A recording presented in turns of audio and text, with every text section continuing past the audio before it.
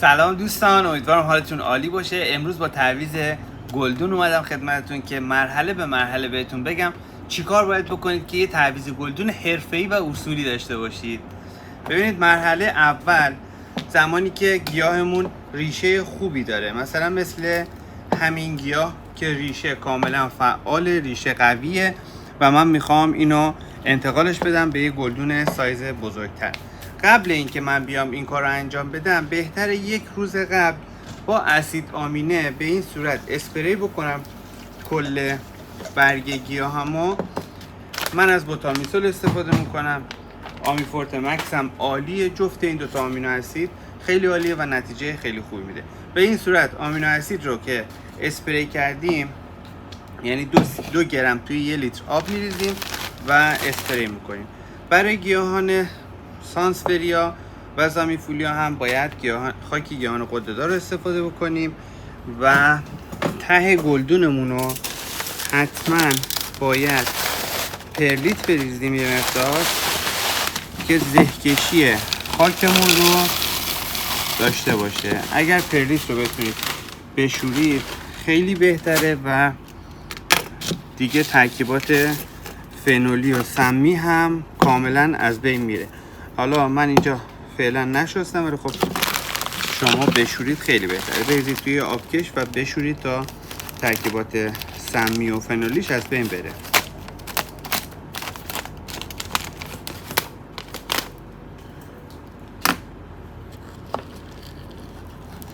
گیاه هم کاملا ریشش پره و من میام یه مقدار خاکی که از قبل یه مقدار رطوبت داشته باشه، خیس نباشه، فقط رطوبت داشته باشه، یه مقدار نم داشته باشه کافیه.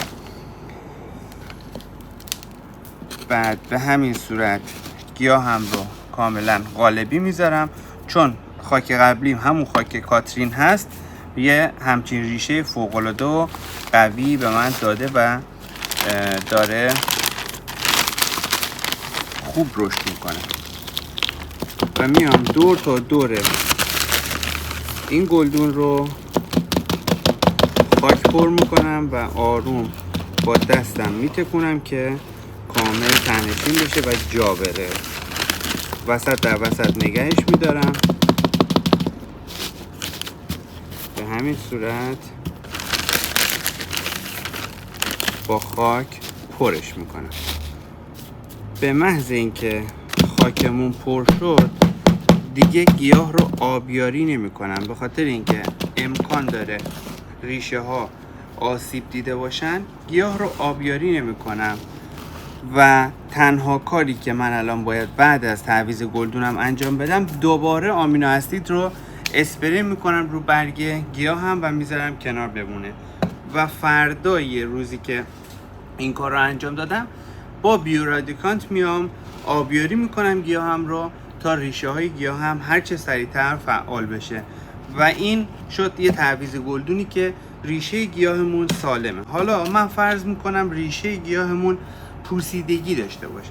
اگر پوسیدگی داشت، تمام اون پوسیدگی ها رو به این صورت باید از گیاه، مثلا حالا این اگر ریشه پوسیده باشه، به این صورت ریشه های پوسیده رو کامل جدا میکنیم از گلدون و میذاریم 5 دقیقه تو ترکیب قارچگوشت میمونه.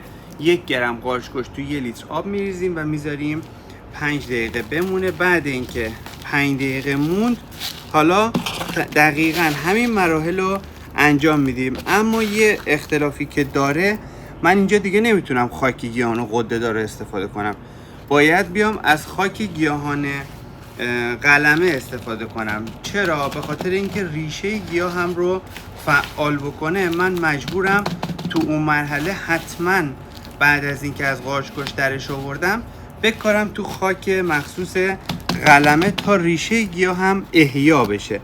و زمانی هم که کاشتم تو مخصوص قلمه و یه سایز گلدون خیلی کوچیک، باید بیام چیکار کنم؟